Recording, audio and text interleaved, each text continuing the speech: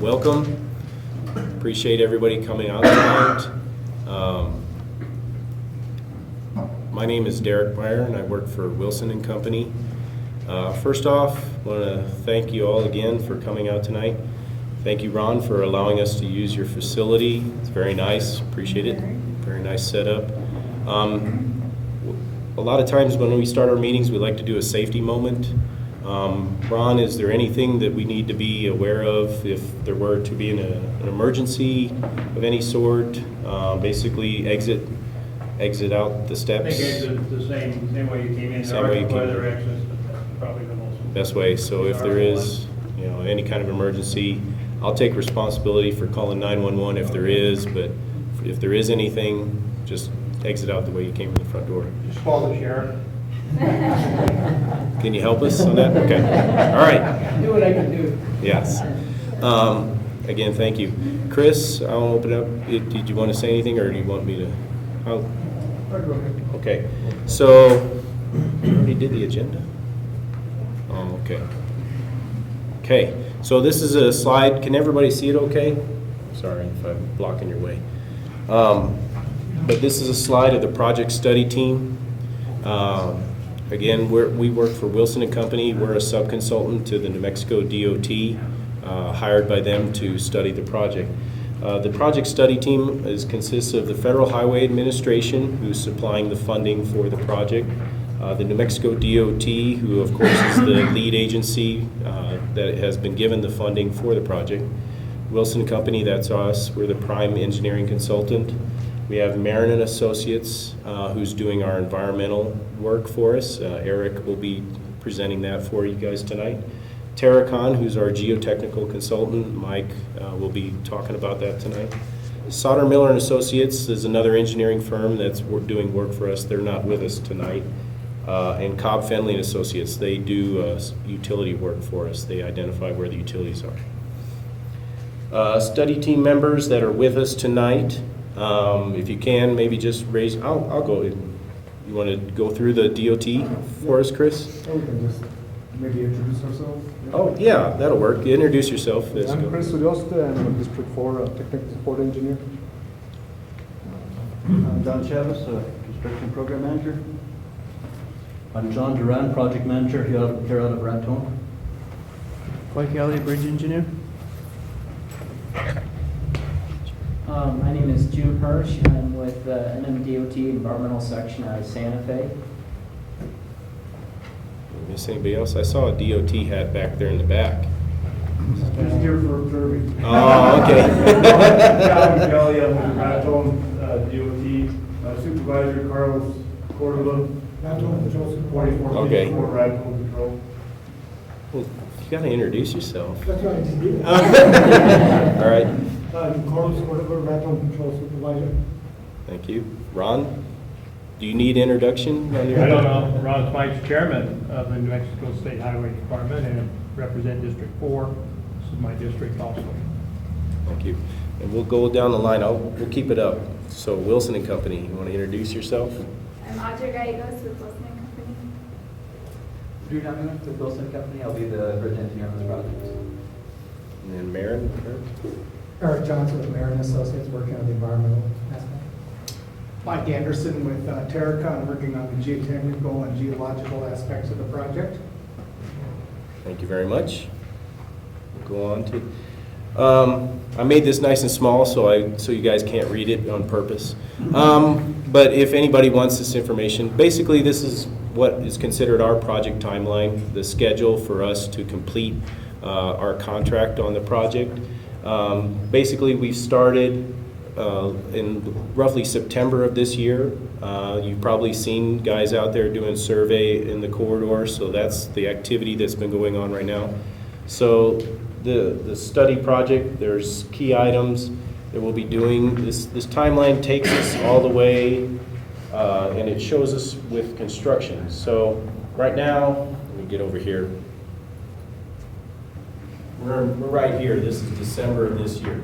So right now we're working on initial conceptual studies and everything going on. The geotech is out there doing a study. Eric's crews, they're doing their field work and their environmental studies. The DOT pavement crews are out there. I think you've probably seen the pavement crews out there doing cores of the pavement. So that's this time frame right in here. We are going to be putting together what is called a Phase AB study report. I'll talk about that a little bit later. That'll be working itself into February of next year. And then we'll come up with what is considered a preferred conceptual or a preferred alternative that we want to move forward on. So that'll be roughly in January, February of next year. And then we will start working on putting together actual plans, actual conceptual plans. That'll be from roughly, I wish I had made this bigger, I guess I should have made it bigger. In the March timeframe, June timeframe, we're going to come back to you guys with another public meeting in roughly the June, July timeframe. And it'll show you what we've got as a preferred alternative, and it'll give you some of those rough conceptual plans at that time. It's at that time that we're going to want to get a lot of feedback as well. Today we want to get feedback from you as well also. We'll talk about that in a little while. But this is the plan development actually going all the way through 2016 and into 2017. So you're not going to see actual construction happening until the middle of 2017. There's a long process that has to take place that we'll talk about. So that's just to give you an idea that you're not going to see actual construction out there till the middle of 2017. This is the process I was telling you about. So when you do your projects for the New Mexico DOT and the Federal Highway, they require you to do what is called a location study process. What we're doing right now is we're in the Phase 1AB process. So we're coming up with alternatives. We're studying the project. At the same time, as we're coming up with alternatives, Eric and his crew, they're out there defining what the environmental issues that may be in the corridor. At the same time, they're also looking at what our alternatives will do to impact the public. So they're going to take these drawings and they're going to evaluate what impacts, and he's going to explain that a lot further. So that's as far as I take it. He's going to do that in the environmental documentation process. Our anticipated environmental document, if you've heard of it, he creates a document that documents everything. It's going to be potentially a categorical exclusion, what we call a CE. That will basically be given to the Federal Highway, who will review and approve it for us. And if they approve that, we can move forward into final design stages. As we're putting together these items, we're also working on that preliminary design. It's roughly 30% completion of a design plans. That's when I was saying middle of June or July next year is when you're going to see those 30% plans. Once those get reviewed and comments, we'll go into what is called final design. That's where we finish the plans, and then Phase 3, of course, construction. So there's a long time frame between the June of next year when 30%. You know, Drew's got to do a lot of calculations for structures. He's got to do a lot of work on that. So you'll see that, and we got to get everything reviewed and approved by the DOT and the Federal Highway before we go forward and actually bid the job. Audra's going to speak to us today about the project limits and some of the project needs. So this figure shows the project limits. It starts just south of exit 454, which is the most northern Raton exit. And then it ends at, there it goes. It ends at the Colorado-New Mexico state line, which is just north of exit 460, and that's where the port of entry is located. This brownish orangish hatching is the 2011 track fire scar burn limits. And then in yellow, there are some rock slide areas, and in blue are some drainage issues. So part of the purpose of this project, we're going to mitigate some of those rockfall areas and also make improvements to some of the drainage issues. We are going to rehab I-25, and we'll look at full reconstruction in that areas that need it. This photo on the right is a core sampling of the pavement section. So there's about 15 to 19 inches of asphalt on I-25. We'll also look at rehabbing exit 454 and reconstructing exit 460. As most of you saw, we have 4 alternatives for exit 460 to improve the safety for that exit.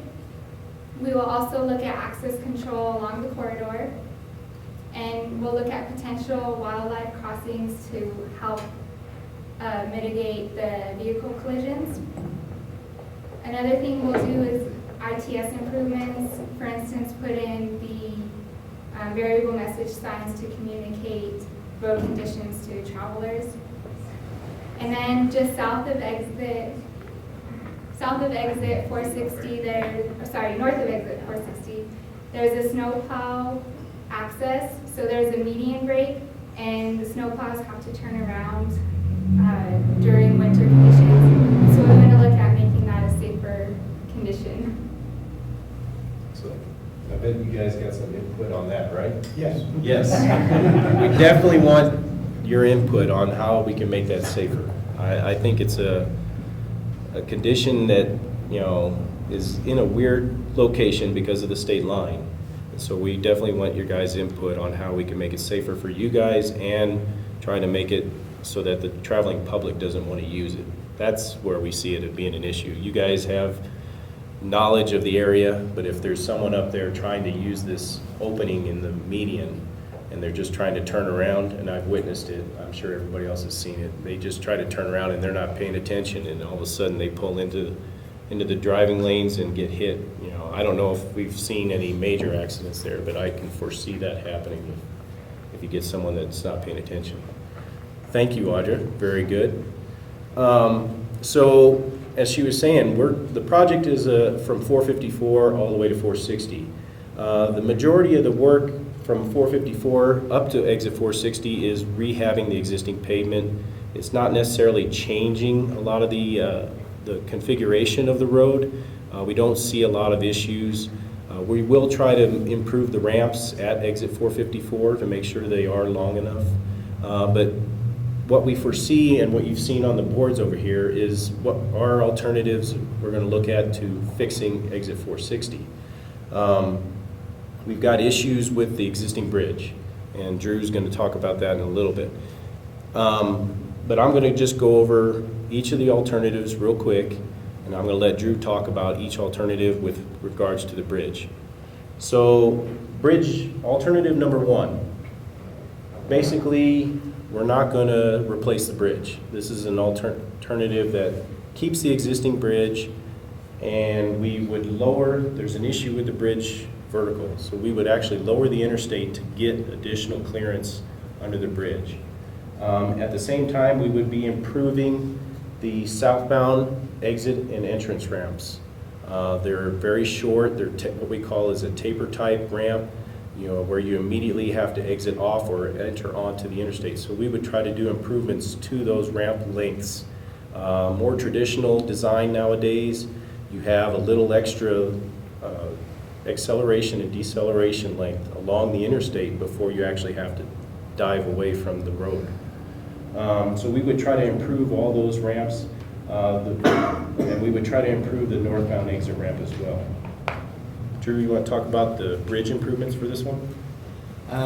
So as Derek said, what we're looking at in terms of the bridge in this option would be rehabilitation.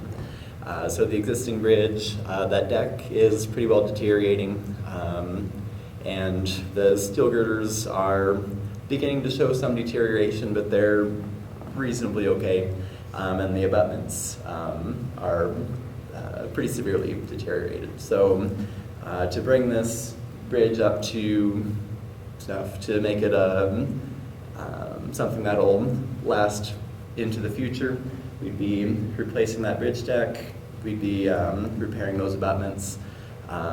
Since the new deck to meet current NMDOT standards would need to be thicker, there may be some considerations of strengthening the existing girders in there, in addition to going through and cleaning and painting those. Yes, sir. Yes. Didn't you just rehabilitate the top of that bridge 4 years ago? They put a chip seal on it, and they probably did some patching, but it's to the point to where the reinforcing within is deteriorating, and as that rusts, it expands and it busts out the concrete that's there. So you can go back every couple years and patch it, or you can, do a clean slate, just take it off and put a new one in there. So they didn't take the top completely off and redo it? They didn't. They patched and then put the chip seal on top. Okay. Yes, sir. How old is this bridge? Oh, geez. I don't have that on me, but I believe it was built in the 60s. Maybe somebody... 1965. 65, thank you. Someone that knows. I worked there. Yeah. Good. So, yeah, it's seeing its useful life, which is, is it 50? Is that? Yeah. Yeah, 50 years is usually the useful life you want to see on a bridge, so it's past that. And I guess one issue that comes up when trying to do that rehab is this is a narrow bridge. So it's exactly 2 lanes wide. So as you try to take off that deck, you have traffic control issues. So you have to do some extensive phasing and working that in. So, Thank you, Drew. And that's a key factor that we're going to have to address when we evaluate all these alternatives, is the access to the local owners, the business owners, the local owners that live there. We want to make sure that we provide safe and effective access to the property during construction. So we'll do a constructability review of each alternative, and what we basically do in the study is we weigh and determine all the alternatives, being cost, environmental impacts, and constructability. We take these all into account and we come up with what would be a preferred alternative. So we actually make a matrix of all these issues and weigh them out and kind of give them a score, so to speak, and determine which one is best. Some have negative impacts in one way, others, we have to weigh the negative and the positive with each one. Let's go. Okay, build alternative 2. So one, of course, is rehabbing the bridge. Build alternative 2 is we're going to replace that bridge in its entirety. But we're going to keep it in almost the exact same location. It'll be almost just south of the existing bridge. And we do that, again, for access during construction. We would want to make sure that while they're building the new bridge, people can use the existing bridge. So that location is just immediately south of the bridge there. At the same time, we're still going to try and improve those ramps. We want to improve the exit and entrance ramps on the southbound direction. Similar, all these alternatives, we want to improve these ramps. Here we would, in order to build that bridge is going to be a little higher. For access, we would have to reconstruct some of the access on both sides of the bridge to make sure it's tied back in properly. And we would actually realign the frontage road on the south side there. I think that's good for that bridge-wise. So bridge-wise, just looking at this option, initially we're kind of considering a couple options there. We could either go with a single span, so that would cross over the entire interstate along with this kind of off-ramp for the port of entry. That would result in a deeper section, so it would require a little bit more work out here at the approaches. Other option would be to maintain similar pier locations as the existing. Then we could have a real shallow slab type structure in there. And we'd be able to take care of the vertical clearance issue without really changing the grade as much on these approaches. And so we're going to keep working our way through on alternatives. So build alternative 3. We're going to rebuild the bridge. Now we're going to move it. We're actually going to move it further south. And the reason we're doing this, I'm assuming that's to keep me from tripping. The reason we're moving this bridge further south is we're trying to improve the ramps. We're trying to make this interchange look more like a normal, what we call a diamond interchange, where there's an off-ramp and an on-ramp that come in and off at the bridge itself. So here, when we move the bridge further south, it actually allows us to improve and reconstruct the northbound on-ramp as well. We got this nasty thing called the state line right here that's restricting us from doing additional improvements to the north. Unless Colorado, I guess, comes in with some money. I guess we'd have to ask that question. But right now, we're considering ourselves limited to working within New Mexico limits. So now, moving this bridge south actually allows us to put in a nice new on-ramp that has what we call acceleration length. And so you can actually get on, go past the old bridge and get back onto the interstate by the time you hit the state line. In these alternatives here, we're actually separating the traffic from the port of entry. There's traffic that's going, trucks that are getting weighed at the port of entry. We're actually separating them. So there's an exit for the port of entry that stays in place, but we actually build a new southbound exit to this new bridge. And then of course, we provide access to the north and to the south to the property owners. And then here you can see there's improvements to both the north and southbound, or the south side ramps over here. So this is getting us more into a normal, regular interchange configuration. We close off, oh, I almost forgot. So once we do this on-ramp here, this current frontage road that goes to this open area and then comes on, that could actually be closed off. It could actually be a cul-de-sac or something. We want to talk with the patrol in these alternatives and see whether or not we can make something work for you guys to get your plows off the road and maybe reconfigure the way the interstate looks in this area to get you more access or get you safer access on and off the road there. Bridge-wise?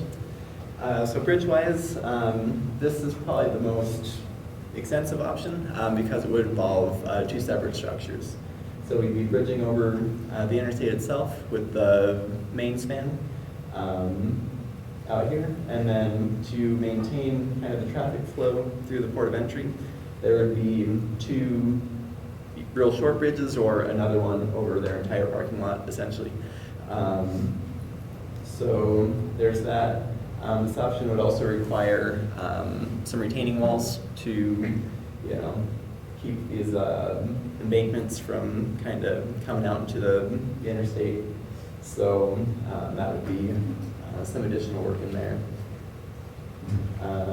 Since this is a shorter span, that would result in a shorter structure depth for this main span structure relative to anything we would do out here. And then those two shorter structures are very short, so that would be a slab essentially to take care of those gaps. Again, we're working on making this a little more normal. I'll go back one more, I'm sorry.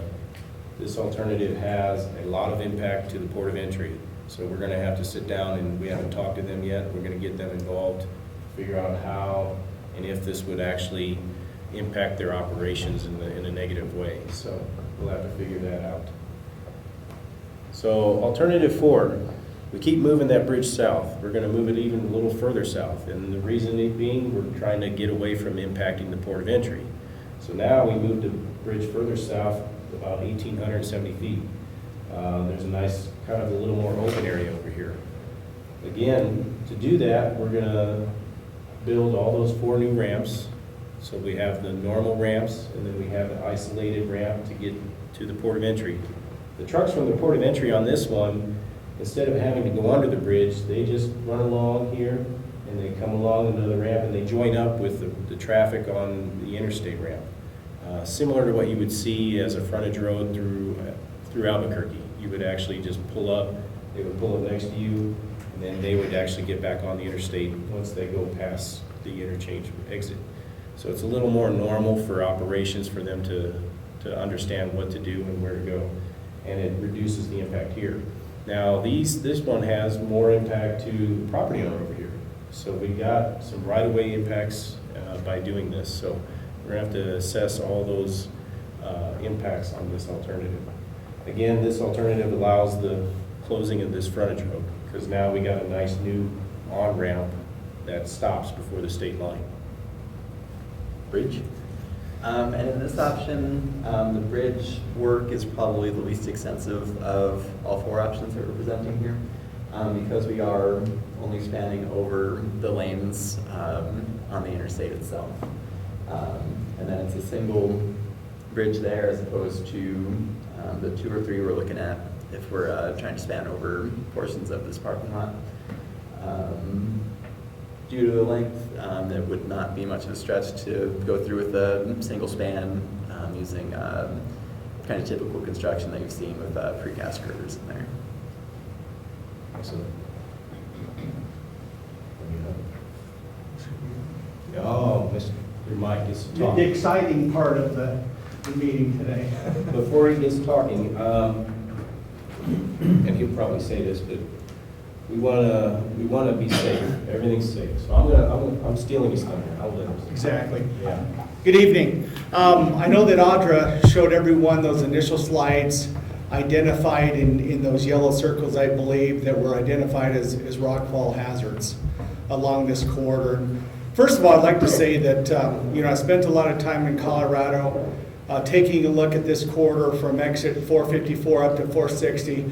It's probably one of the most scenic areas that you can find here in New Mexico. Unfortunately, these scenic areas were created in part due to the original construction of I-25, where they had to come in and obviously cut into the existing bedrock slopes in order to create the right-of-way and to construct I-25.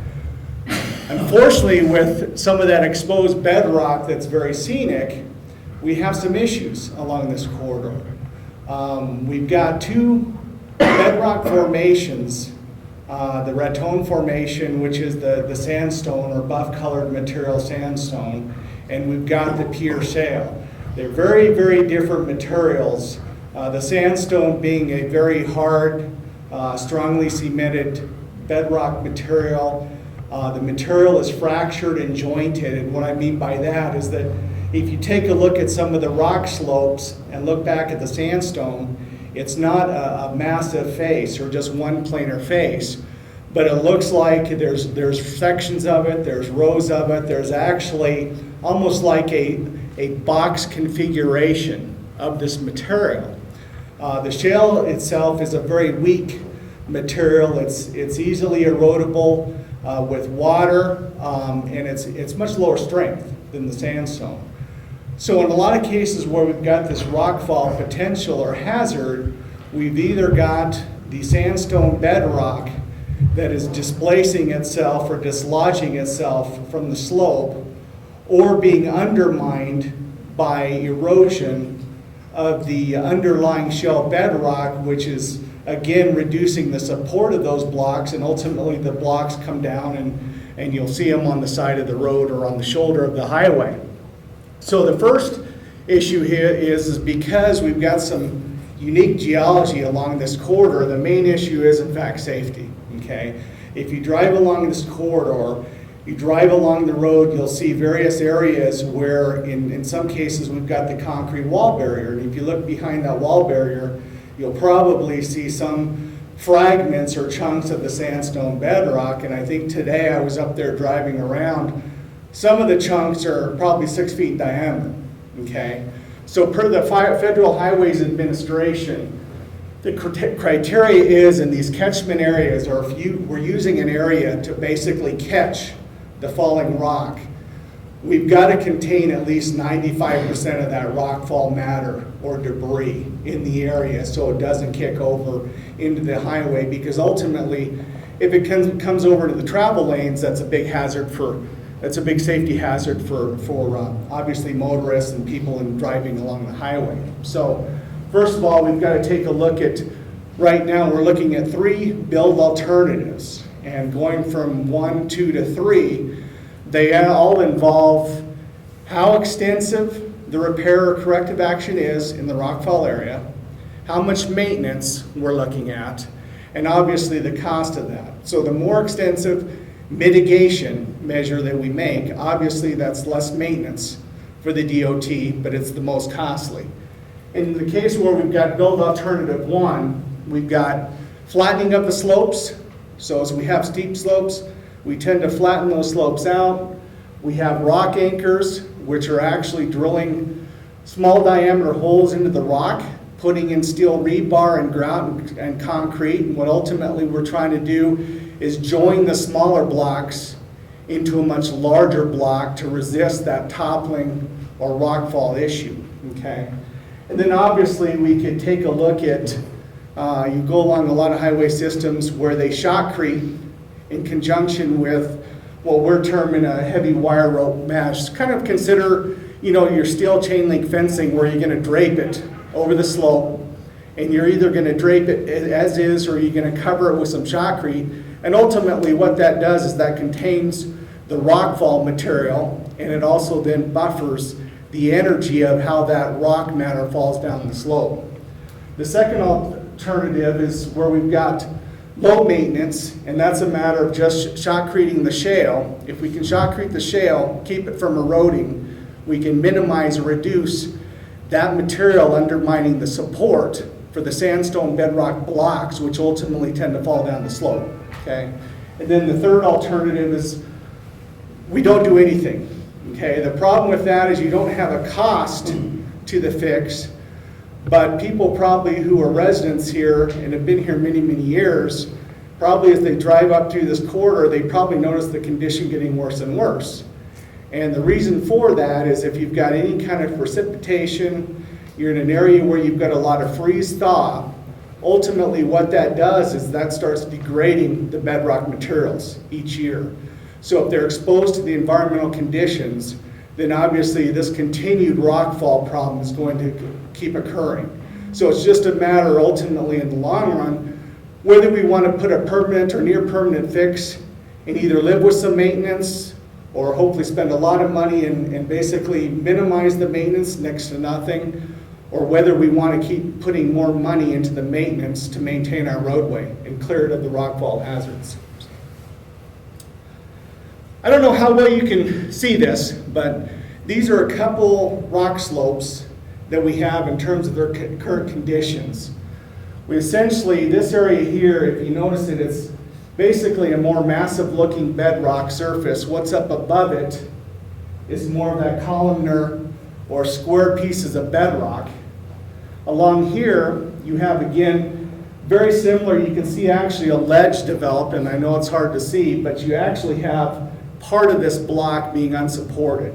And then you have the shale down here that tends to erode more like a soil than a bedrock material. So those are just some of the existing conditions, and then I just have one more slide here. These are kind of some alternatives for the rockfall mitigation. In the area where we've got the shale material that behaves like a soil, we're going to potentially look at maybe some rock anchors with shotcrete and the wire rope mesh to obviously maintain that slope and keep it from degrading farther and then undermining some of the upper level sandstone blocks. And then down here in this area, we're looking at potentially some rock bolt areas where what I told you before, if we've got the rock structure here, we're putting a bolt in through here with some grout, trying to tie this in to create a larger mass to minimize, again, the rockfall potential. And then this is a typical area along the road where you'll see the concrete wall barrier along with some steel fencing. And again, what that structure is for is to catch the rocks before they enter the highway. So that's all I've got. And then, Eric? Okay, thank you, Mike. Okay, talk a little bit about the environmental process here. Process starts with the National Environmental Policy Act. This act will be 46 years old on January 1st, 2016. It was signed by Richard Nixon in 1970 on January 1st. And it really establishes a federal process for environmental review. Since the Federal Highway Administration is involved in the project as a funder, as well as it's a federal highway facility as an interstate, we're required to follow the National Environmental Policy Act. So that's where we start looking at alternatives. We look at environmental impacts. It brings in other laws like the Endangered Species Act, the National Historic Preservation Act. And then there's the parallel guidelines from the state, which is the location study procedures. They have Phase A, B, and C, where we're mostly involved. Phase A is the initial evaluation alternatives. Phase B is the detailed evaluation alternatives. We've combined them in this project to make them more the project more efficient. Really, it isn't that complicated a project for alternatives. And then we move to phase C, which is the environmental documentation phase, and that's where I write the categorical exclusion that Eric was mentioning. We have environmental field studies. Our wildlife biologists have been out there just looking at the general area, trying to dodge bears. The archaeologists have been out there looking at archaeological sites. And then a big part of it is public involvement, so we really appreciate such a good crowd coming out on such a cold night. We want your input into the project that helps guide us as far as alternatives, understanding some issues you may be more familiar with that we may not know about since we only drive the road occasionally. Then it goes on to agency decision-making. The project has to be approved at the Department of Transportation level, and then the Federal Highway Administration, and then that allows the project to move on to final design, allow any right-of-way to get acquired, which there isn't a lot in this project, and for construction to proceed. We look at various uses. This is a very rural corridor. It's a beautiful corridor. Land use, it's mainly range land, grazing land up there, all privately owned. We definitely want to retain that character. That's important to your heritage out here, so that's important to us. Socioeconomics, nobody really lives out there except maybe at the camp part of the year. We are very interested in access to local businesses, especially probably the camp at the top. You know, changing that interchange, we want to make sure we work well with them. Cultural resources, this is mainly looking at archaeological and historic sites. The big cultural resource is on the Santa Fe Trail, so that gets a lot of attention, the historic trails. So we'll be in coordination with the State Historic Preservation Officer, make sure that the project is in line with what they want to see. Biological resources, first let me ask the question as an Albuquerque person, how many people have seen bear this year in the Raton area? Okay, I don't see bear in Albuquerque, you know. Some people act like bears, but I don't see bears. Our biologists went out there and they're really surprised at the number of tracks out there for bears, and even to the point where you don't want to go into a bush because you're afraid that there's a sow with cubs. This isn't a high wildlife collision area, but there have been, 30 collisions in the last 15 years out there. It's mainly deer and bear. Apparently the deer used the east side of the roadway. There's a wide open space, so there aren't a lot of collisions happening. There's also a lot of bear. Also, the traffic, I think, subsides at night in this area because people are going from Denver to Albuquerque or vice versa, and you'd rather be in Albuquerque at night than on top of the Raton Pass. So it isn't as bad as areas like I-40 east of Albuquerque, between Albuquerque and Edgewood, where they've had a lot of collisions. But we will be looking at options for wildlife fencing. There is one area where there's possibly a culvert where wildlife can be directed under the roadway. The deer like to have a certain, what they call openness factor, so they see a fair amount of light under the roadway. So it'd be a little tricky putting that in. So we're still evaluating it. Wildlife fence you've probably heard about is coming on the lower I-25 section closer to Raton because there is a higher problem with collisions there. Other issues, just water, where we look for wetlands, where we have to get a permit from the U.S. Army Corps of Engineers if we put any fill into a water of the United States. And that includes things like arroyos as well as wetlands. And we'll go on to the next slide. Air, I think you people must have the cleanest air in the country. Coming on down here, you can see for 100 miles, but it's mainly during construction. We don't want to create a lot of dust, so there are usually measures to have dust suppression in construction. Hazardous materials, not looking for a whole lot in that area.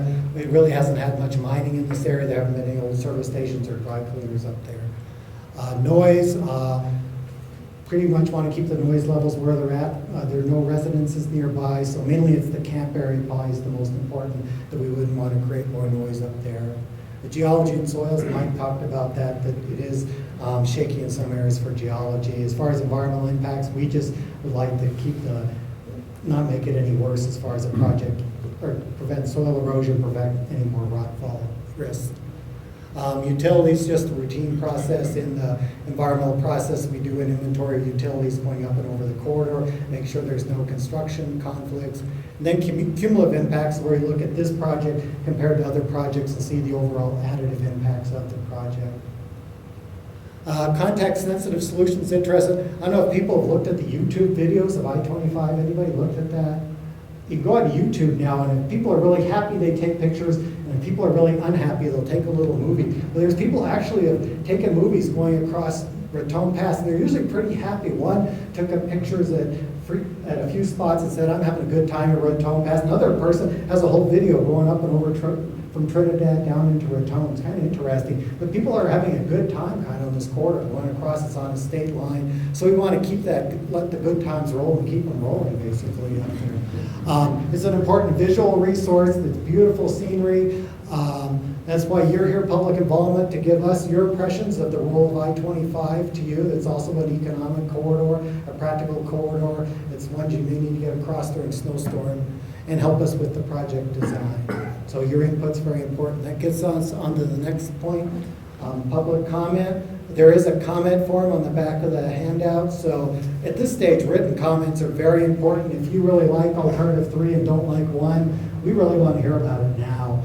Or if you really reverse like 4 and don't like 2 or something. This is the time you want to hear about it. You can also send me an email. There's my addresses. You can fax me comments, though I don't get many faxes anymore, so make sure you put a header sheet on it.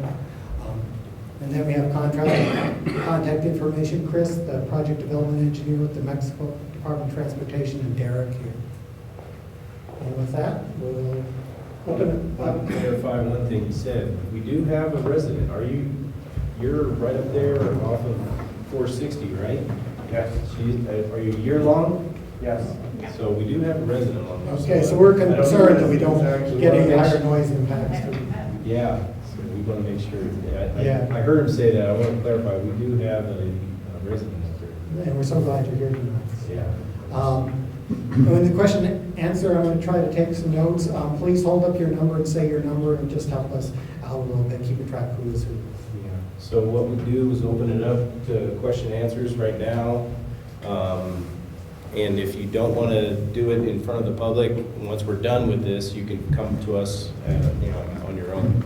But the one thing I want to tell you is, to get your comments heard, it's best to write it down. You can go back to your house, write it down, have thought on it, and send it into Eric, because that's the best way to document your concerns and comments. At the same time, I don't think I mentioned this, Chris, if it's possible, can I give you the presentation? I didn't ask him this, so I'll put him on the spot. Can I give you the presentation file that could be posted to the District 4 website? Is that an opportunity? I just want to make sure there's an opportunity. I don't know, is there a different way of doing it? We have a website, I'd have to check with our IT people, Okay. but I want to find out, because I know we didn't hand out all these slides to you guys tonight, so we're never sure how many people we're going to get, so we don't want to waste a bunch of paper. So if anybody's interested, once this slide presentation on their own, come find me or put it down in a comment and we can provide you the information in case you want to go back and show it to somebody else. So for that, I'll open it up to general questions. The video will be on KRTN. Oh, excellent. Radio.com. Thank you. I appreciate you doing that. Questions? Number 13. What are the proposed changes you're gonna make for a turnaround at the end of our, about 460 for our smokehouse? At the state line right That's there? state line.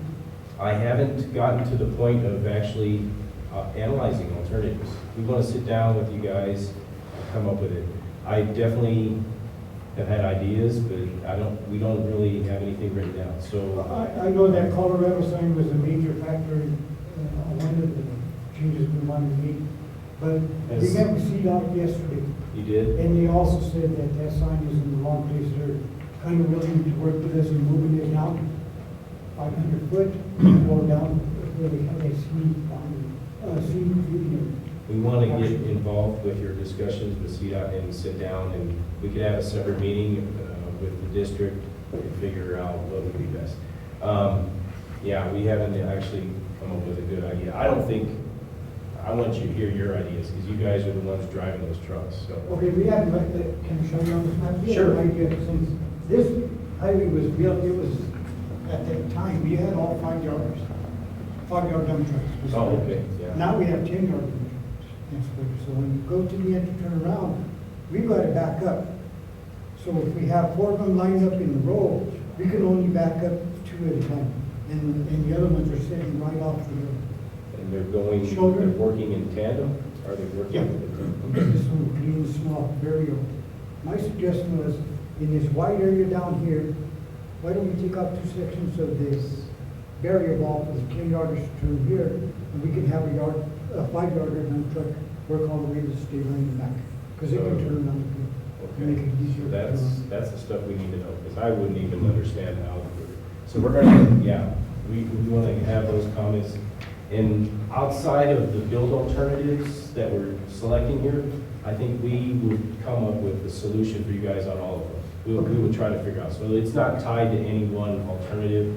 We want to come up with a solution that makes it better for you guys to do with. To say that, depending on how much room we have available, the alternative 3 and 4 allows us a little more room to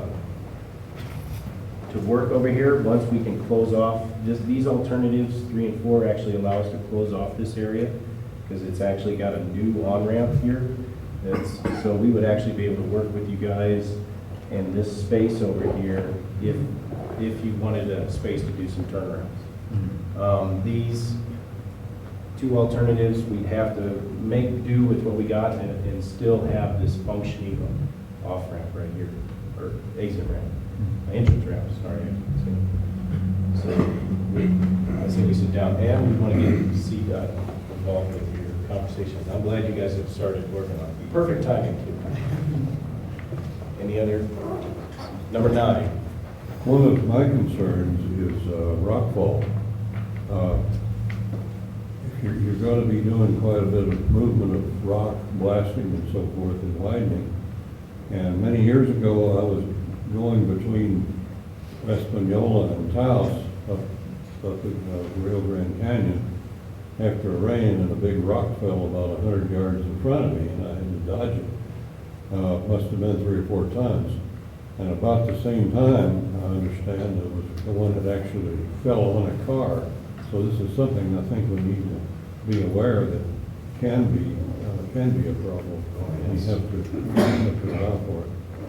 Yeah, we've got a geological engineer and geologist on board to do some very specific mapping of these areas where we've got rockfall hazards, running some kinematic, or what I would call some real life type of modeling and programming to see, where the mitigation needs need to be, because that's the last thing we want to do is we don't, that last 5%, we don't want that last 5% being a boulder the size of a Volkswagen that crushes another vehicle or a cabinet inside it. So that's why it's very important to us, it's very important to the DOT. And as Mike was saying, the alternatives that he's looking at have zero maintenance, so we're talking higher costs to reduce the maintenance completely. Those costs could involve right-of-way acquisitions as well. I don't know if you told that, but some of those locations, if you, like he said, lay back the slopes and remove all that material that's falling, that may require some right-of-way purchases beyond what the DOT currently owns. So there's a factor we have to weigh, and the impacts to the actual environment that we have to think about as well as we're determining. We want to make sure that we're not making this nasty looking huge wall. We want to keep the environment as pristine as we can as well. So there's a balance between all these alternatives, but definitely we want to make it a safer environment for the traveling public and the maintenance crews that are out there. Good comment.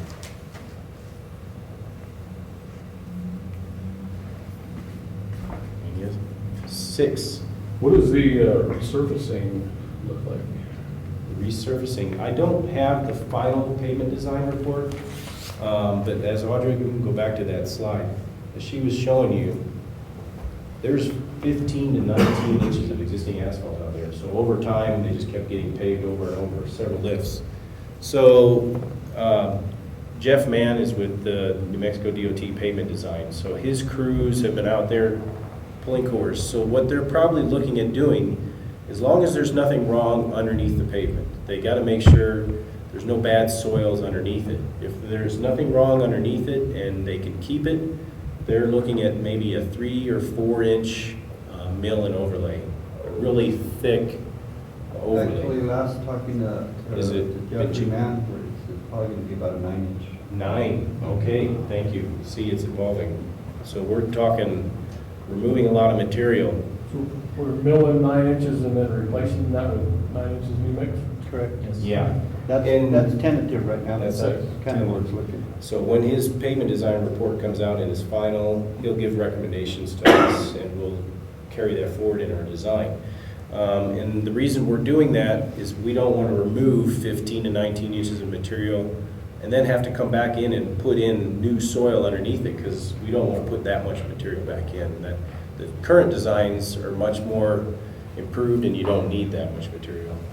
And just to add to that, initially in the design, the first thoughts were to remove it all and reconstruct the entire pass. Obviously, with some of the concerns with the port and the rockfall mitigation and all the other things that were just discussed tonight, we felt that some of those costs could be moved to some of the other things that were ongoing and be able to address all of the issues or most of the issues versus putting all this money in the pavement section that did not have to be removed all the way. Right, and we are helping the DOT assessing whether there's some deep subgrade issues that would impact the performance of a future pavement.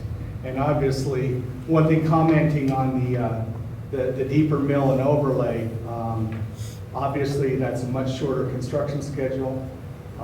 There's less conflicts with motorists in the area, and I think the impact is significantly less than if we took out the pavement, because there could be, because the soil conditions along this alignment, if we went ahead and removed the pavement, there could be some unstable subgrade that would prolong the construction schedule for completing the pavement. So you got some slope failures historically and slope stability issues up there. Is that a consideration? Are you guys doing something with slope failures?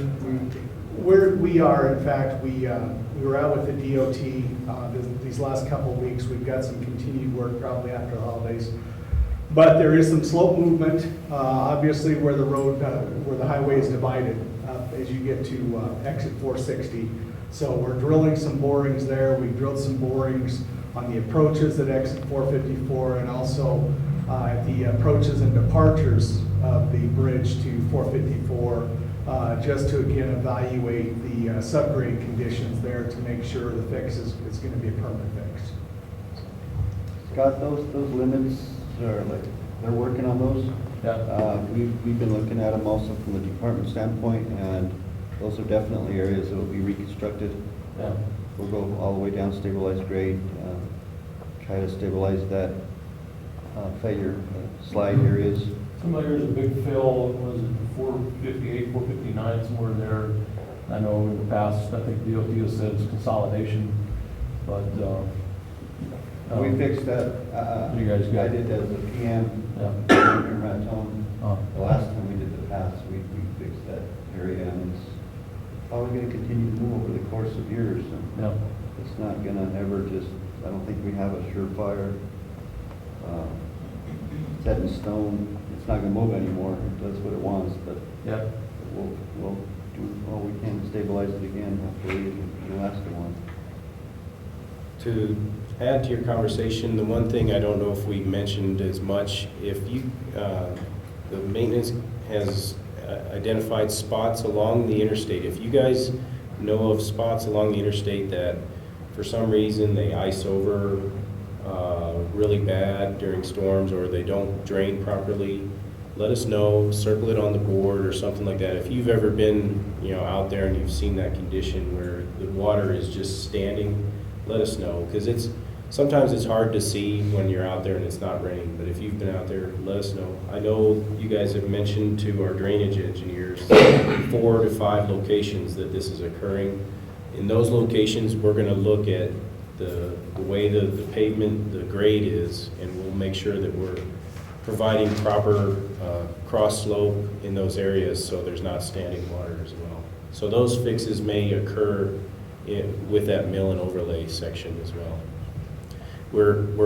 We've been tasked with trying to save as much as we can of the material that's good and the wall barrier that's good. So you may not see a lot of that interior wall barrier going. We may do our best to try to save a lot of that because it's still in good condition.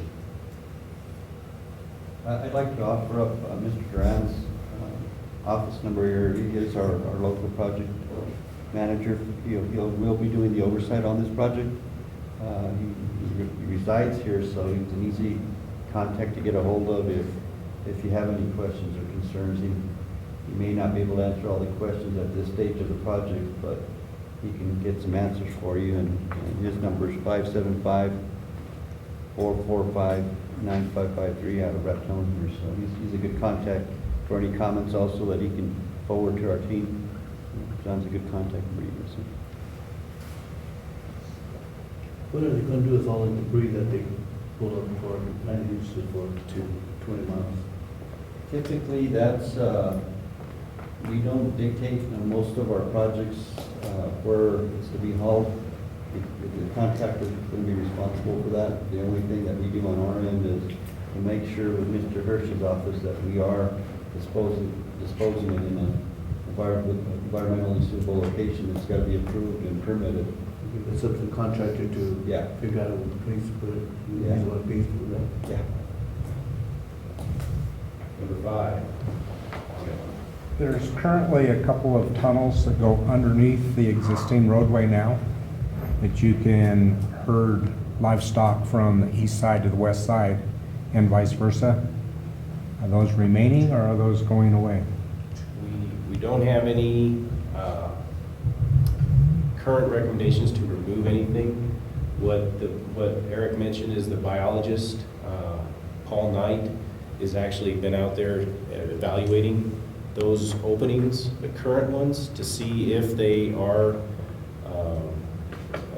within the acceptable openness range. Like he said, you know, if it's not wide enough and light enough, most of the animals will not want to go in there. So he's evaluating those existing ones, and he's going to evaluate whether or not we can do a new one, if it needs to be upsized, or if we can find a location that's more conducive. We want to make sure that the pattern of the wildlife is going there. We don't want to just build a spot that, you know, we don't even think the wildlife can get to it. So we're going to evaluate the existing openings and whether or not we can get a new one in there as well. Well, these are used for livestock, not For wildlife. passing livestock? Okay. Can you do me a favor, because I haven't looked at what Paul's done. Could you just mark those on the boards afterwards? Sure. As to where you, and do you yourself move the livestock, or you just know that they're being used? I know they're being used because we're on the west side and they're used to go to the east side. Okay, so excellent. Mark those on there. So On the handout, maybe grab another handout and put them in the comment box with a little mark where they are on this little map that's on page 2. Yeah. Okay. Yeah, we definitely want to know where right you're here doing. tonight. That'll help us, so I'll make sure we have that well documented. Something that Audra mentioned in her conversation as well is access. Of course, this is an interstate, so access is this is an access control facility. In my field reviews, I've noticed there is one, and I will verify if it's a permitted access. I don't know if that owner's here, but there's actually a gate out there. So we're going to verify that gate is permitted and permissible to be on the interstate highway. There's also a lot of illegal breaks in the access. So we noticed kind of in the southbound direction by the Welcome to New Mexico sign, people have gone over and just cut the fence. I'm sure you guys have to deal with that on a regular basis. So we're going to try to prevent, illegal access. I'm assuming some of those access points are hunters or people trying to get down to the river, or just making it easier for them to gain access to something off the interstate. So we're going to try to make sure and control the access on the interstate. The wildlife fencing that we're going to be looking at will probably be a deterrent for people to be doing that. And hopefully they'll follow the rules and get off at the exits instead and go their way to get to the place they want to get to. It may be illegal access to property that you guys own over there, so if we can help prevent that as well, that'd be great. I think the one you're talking about, I believe, is Burlington Northern, isn't it, Carlos? Yes, The gate that he's talking about there by the welcome sign, Burlington Northern is the one that has that gate. The gate, actually, Well, the gate's actually. the gate that I'm referring to is on the northbound direction. I don't know if I can find it on this, in the northbound direction near the, yeah, it's actually a ranch access. Is that it? It might be. For some reason, that seems like it's too far north, but there's an actual spot where you pull off and you can see it off to the side of the road. It's an actual gate, so we're gonna make sure that that's a legal access. It may be permitted. There is 3 gates, the owner is not here. Yeah, if you They have a are legal, legal. there are, that's what I want to make sure. I don't want to say they're illegal, I want to get that information from the owner. If they've gone through the process It's all on of the north getting it side. permitted, then on the northbound direction. Those were all permitted when you first built Yes, what? that.